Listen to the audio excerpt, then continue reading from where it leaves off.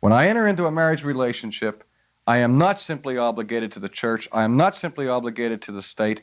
I am now under a new covenant relationship with God. A whole new set of stipulations comes upon me by divine authority.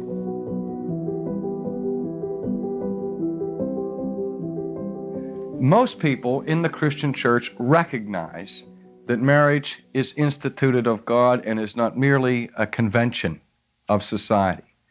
But a point that is so rarely acknowledged is the second point about God's involvement in marriage. Not only does God institute marriage, but He regulates it by His commandments.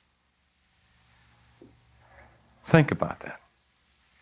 Marriage is not a gift where God says to His creation, here's a wonderful thing, do with it what you want.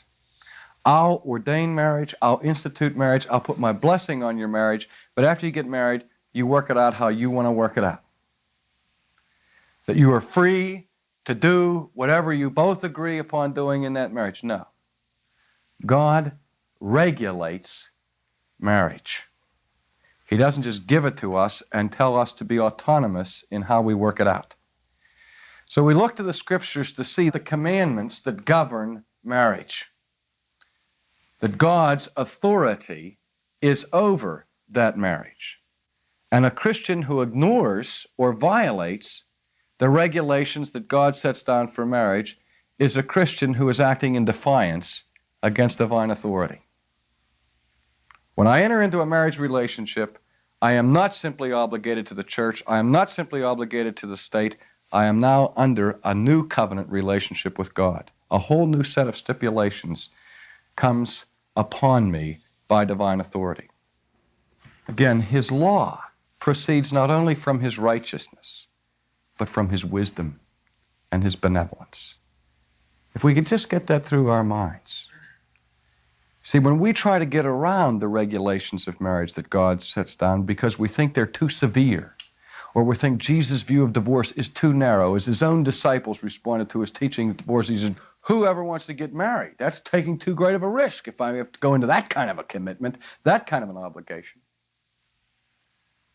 But it's the God of heaven and earth who gives these regulations. And He does it not to be a nasty dictator or despot, tyrannizing us by putting us in chains.